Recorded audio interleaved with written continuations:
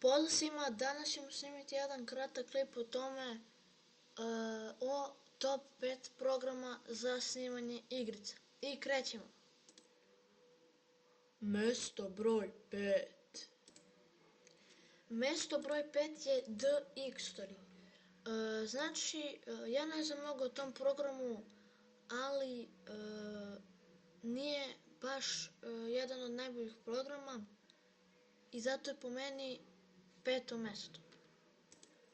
Mesto broj 4. 4. mesto je Action. Zašto Action? Zato što to je veoma dobar program za snimanje, ali ja sam ga stavio na 4. mesto iz jednog razloga, to je se meni pokvario za mjesec dana i zato je na 4. mestu. Mesto broj 3. Mesto broj 3 je Fraps.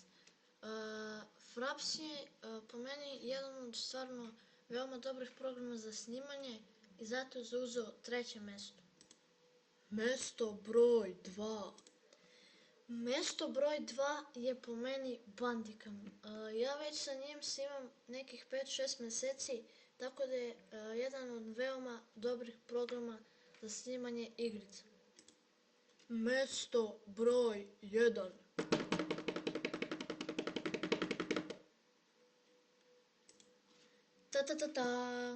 Prvo mesto je, ljudi, GeForce Shadow Play.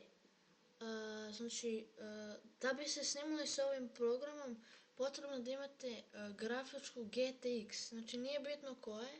Ja mislim da možete sa grafičkom GTX 750 Ti, 980, 1080, znači sa svim grafičkama GTX možete da snimate sa ovim od, ja mislim, najboljih programa na svetu za snimanje klipova.